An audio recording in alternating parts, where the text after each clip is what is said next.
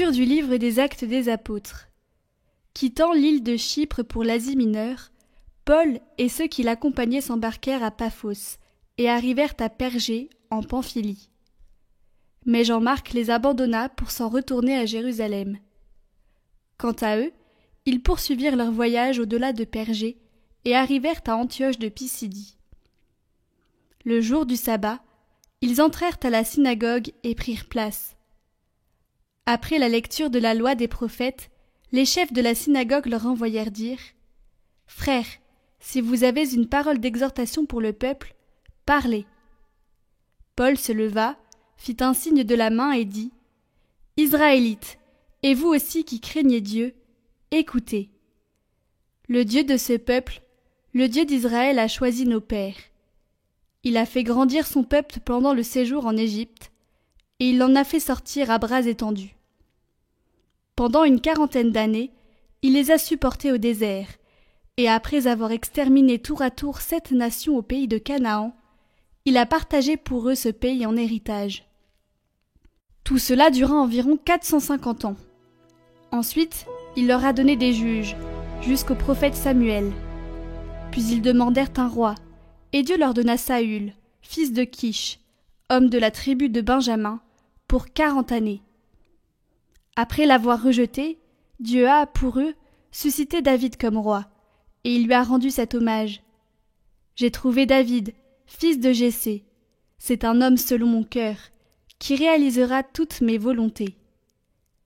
De la descendance de David, Dieu, selon sa promesse, a fait sortir un sauveur pour Israël. C'est Jésus, dont Jean le Baptiste a préparé l'avènement, en proclamant avant lui un baptême de conversion pour tout le peuple d'Israël.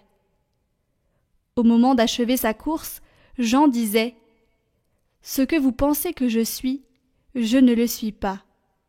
Mais le voici qui vient après moi, et je ne suis pas digne de retirer les sandales de ses pieds. »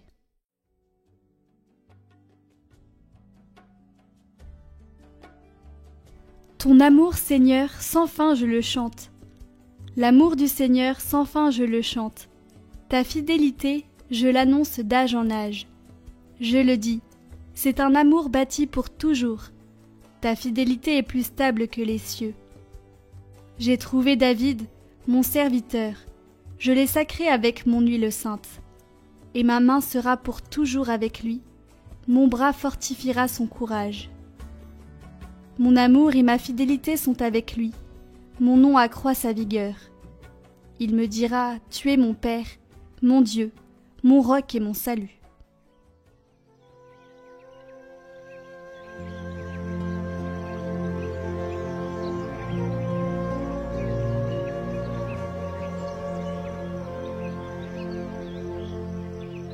Évangile de Jésus-Christ selon saint Jean. Après avoir lavé les pieds de ses disciples, Jésus parla ainsi. Amen, amen, je vous le dis, un serviteur n'est pas plus grand que son maître, ni un envoyé plus grand que celui qui l'envoie. Sachant cela, heureux êtes-vous si vous le faites. Ce n'est pas de vous tous que je parle. Moi, je sais quels sont ceux que j'ai choisis, mais il faut que s'accomplisse l'Écriture. Celui qui mange le pain avec moi m'a frappé du talon. Je vous dis ces choses-là dès maintenant, avant qu'elles n'arrivent. Ainsi, lorsqu'elles arriveront, vous croirez que moi, je suis. Amen, amen, je vous le dis. Si quelqu'un reçoit celui que j'envoie, il me reçoit moi-même. Et celui qui me reçoit celui qui m'a envoyé.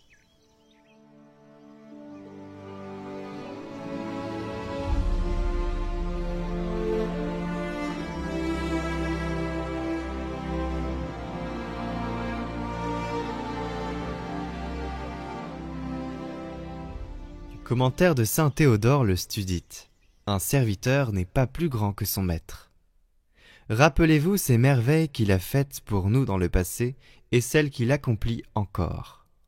En échange de ce qu'il fait pour nous, faisons encore davantage et rendons-lui ce que nous lui devons. Mes très vénérés frères, ce qu'il veut de nous, qu'est-ce sinon que nous le craignons, l'aimions de tout notre cœur et de toute notre intelligence, et imitions autant qu'il nous est possible sa manière de vivre dans la chair. Celui-là s'est fait étranger en quittant le ciel pour la terre, afin que nous aussi, nous devenions étrangers aux pensées qui viennent des volontés propres.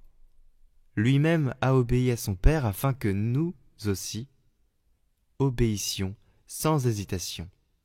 Celui-là s'est humilié lui-même jusqu'à la mort, afin que vous aussi soyez dans ce sentiment, vous abaissant et vous humiliant dans vos pensées, vos actes, vos paroles et vos gestes. Quelle est-elle, la gloire divine et véritable, si ce n'est d'être sans gloire parmi les hommes à cause de Dieu? Ce qui est tout petit et que l'on méprise, voilà ce qu'il a choisi.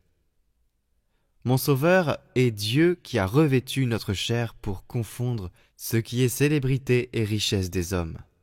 C'est pourquoi il vient au monde dans une grotte. Il est couché dans une mangeoire. On le nomme fils du charpentier. On le nomme Nazaréen. Il est revêtu d'une seule petite tunique et d'un seul manteau. Il va à pied. Il peine. Il est lapidé par les Juifs, insulté, arrêté, crucifié, percé avec une lance, mis au tombeau, après quoi il ressuscite. Ainsi veut-il nous persuader, mes frères, de choisir devant ses anges les mêmes choses que lui, pour que nous soyons couronnés dans le royaume des cieux, dans le Christ lui-même, notre Seigneur, à qui appartiennent la gloire et la puissance, avec le Père et le Saint-Esprit maintenant, et toujours, et dans les siècles des siècles. Amen.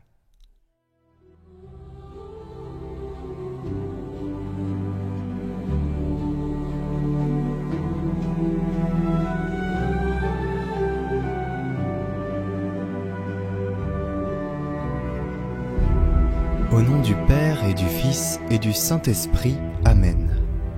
Dans son enfance, Rita va chercher à imiter quelques héros de la vie monastique. Elle choisit pour cela, avec l'assentiment de son père et de sa mère, une petite chambre qu'elle convertit en oratoire. C'est ici que l'attendait le divin époux pour parler à son cœur. Or, un homme, Paul de Ferdinand, qui avait rejoint la lutte armée contre le gouverneur romain, commettant dévastation, vol, homicide et incendie, vient demander Rita en mariage. Pour les parents, c'est pourtant une bonne nouvelle, car étant mariée, Rita pourra prendre soin d'eux dans leur vieillesse.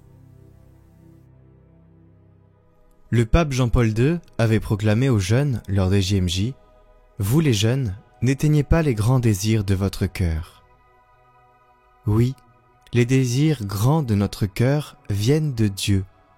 Mais avec le temps et les coups de la vie, la désillusion peut prendre le dessus. Rita reçoit dans son cœur le désir de se consacrer entièrement à Jésus. Et voilà que maintenant, elle se retrouve épouse et mère de famille. Mais comment réagir devant la désillusion? Comment vivre ses rêves quand ils sont frustrés, quand les embûches se mettent en travers? Il y a deux mouvements que Thérèse de Lisieux explique parfaitement. Elle-même était traversée par des désirs contradictoires. Être prêtre et surtout ne pas l'être pour avoir la même humilité que saint François. Être missionnaire et surtout ne pas l'être pour entrer au couvent et n'être qu'à Jésus. Thérèse explique que si ces désirs ont été mis dans son cœur par Jésus, ce n'est pas pour la déchirer intérieurement, mais pour les réaliser un jour. Cependant, aujourd'hui, il faut obéir à ce que la Providence nous demande. Thérèse et Rita l'ont fait en gardant la confiance et l'espérance. Alors la petite Thérèse est devenue patronne des missions et des prêtres de l'univers, tandis que Rita, en son heure, deviendra pleinement l'épouse du Christ. Mais pour l'instant, la vie lui demande autre chose.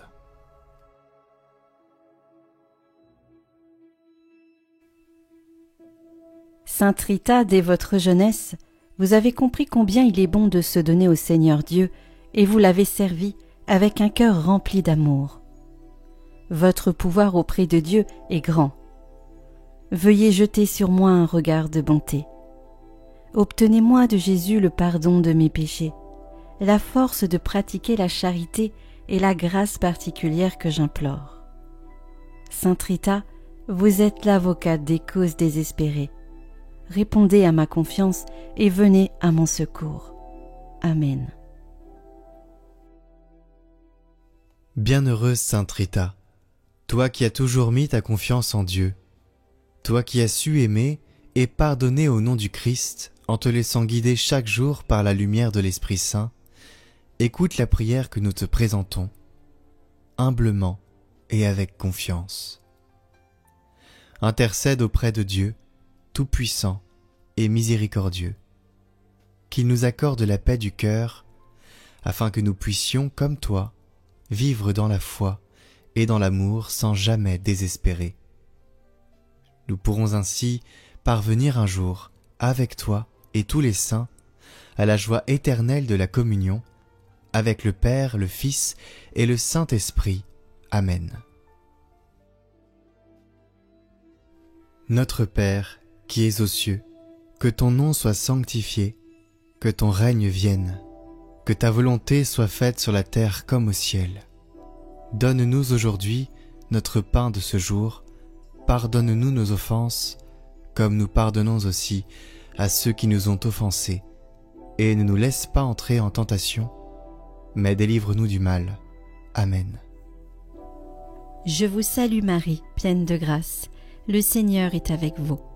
Vous êtes bénie entre toutes les femmes, et Jésus, le fruit de vos entrailles, est béni. Sainte Marie, Mère de Dieu, priez pour nous pauvres pécheurs, maintenant et à l'heure de notre mort. Amen.